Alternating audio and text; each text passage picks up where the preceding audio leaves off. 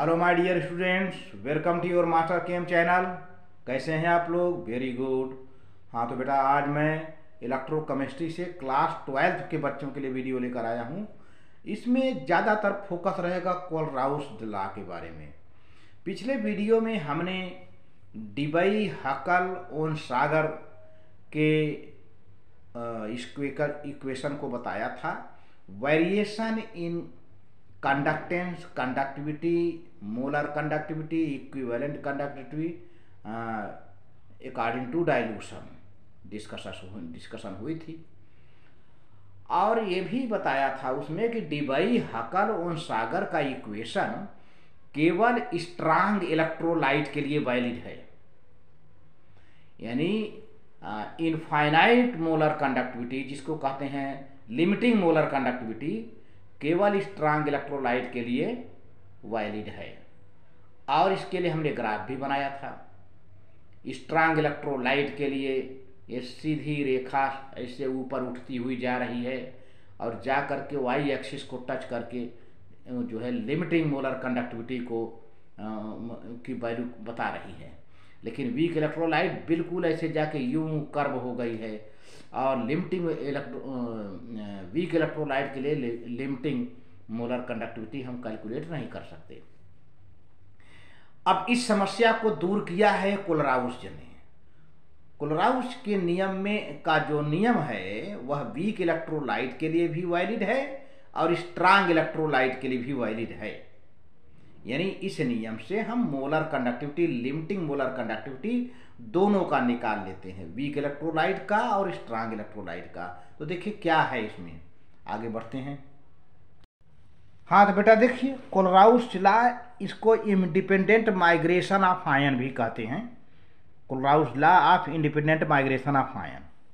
तो पहले कुछ पिछली बातों को हम याद दिला दें, तब इसके बाद हम कोलराउस लॉ हम आगे इसी में है।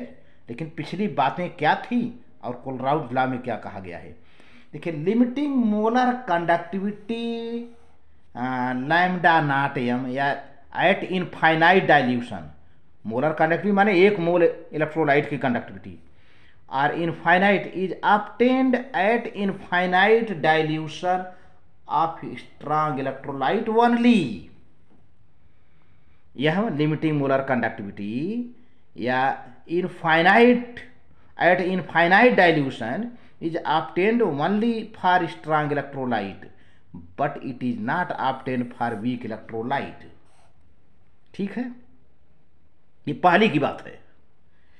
Debye Huckel Onsager equation lambda m at a concentration C is equal to lambda m at infinite dilution minus A to C is valid only for strong electrolytes.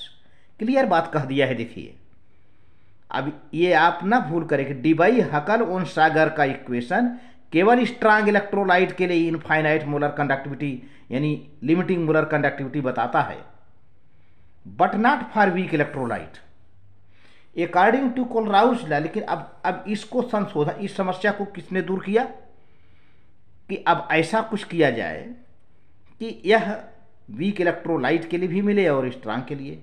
तो limiting molar conductivity lambda naught m of an electrolyte यानी molar conductivity at infinite dilution is the sum of limiting ionic conductivity of the cation and anions each multiplied with the number of ions present in one formula unit of electrolyte। यानी limiting molar conductivity ion की आयनिक conductivity के सम के बराबर होता है। यहां पर कोई भी इलेक्ट्रोलाइट हो। एक एग्जाम्पल दिया है इलेक्ट्रोलाइट का AXBY, मान लीजिए XA प्लस YB माइनस बन गया, कैटायन एनायन बन गया। इसका देखिए लिमिटिंग मोलर कंडक्टिविटी क्या है, XY lambda m lambda naught m यानी limiting molar conductivity equal to x lambda, ये भी लैम्डा ही है, A plus y lambda B minus.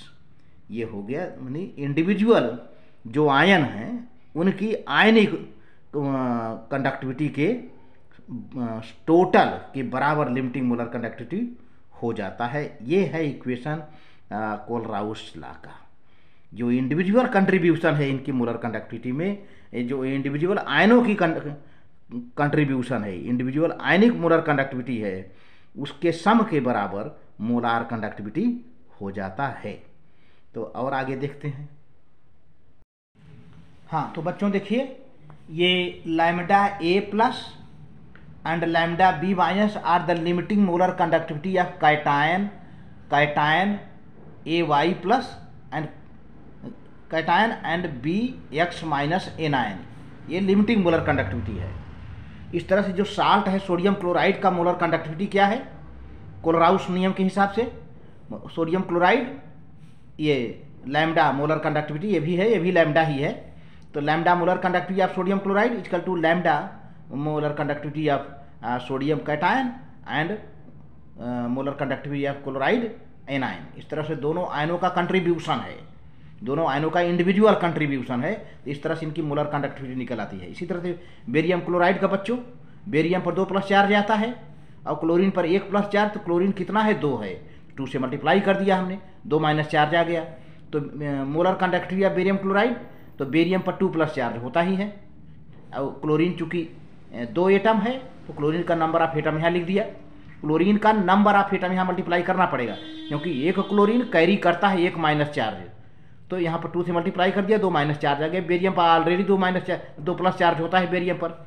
इस तरह से molar conductivity of barium chloride equal to lambda M of lambda M molar conductivity of barium chloride equal to lambda B A plus and lambda C L minus.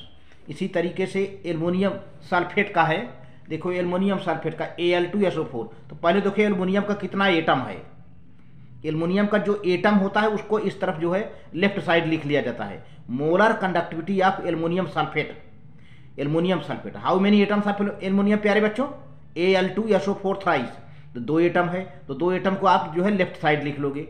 Aluminium पर 3 charge होता है ये, और फिर sulphate कुल sulphate कितना है 3 है, तो 3 यहाँ लिख दिया। अब एक सल्फेट पर कितना चार्ज होता है प्यारे बच्चों, -2। तो इस तरह से 2 3 जा 6, 6 प्लस चार्ज हो गया और 3 2 जा 6, 6 माइनस चार्ज हो गया। तो इस तरह से देखा जाए तो कोलराउस लॉ जो है वैलिड होता है वीक इलेक्ट्रोलाइट के लिए और स्ट्रांग इलेक्ट्रोलाइट के लिए, जबकि हमने बताया था डिबाई हकल आंसेगर रूल केवल स्ट्रांग इलेक्ट्रोलाइट के लिए वैलिड है। तो इस तरह से कोलराउस ने इस समस्या को सॉल्व कर दिया कि अब मोलर कंडक्टिविटी हम वीक इलेक्ट्रोलाइट और स्ट्रांग इलेक्ट्रोलाइट दोनों का निकाल सकते हैं इस फार्मूले से। तो यहाँ पर प्यारे बच्चों लिखा हुआ है Kohlrausch law is valid for weak and strong electrolyte. तो इस तरह से वीडियो है बेटा, अच्छा लगे तो लाइक करके सब्सक्राइब कर देना, लोगों में शेयर कर देना। Very good, thank you.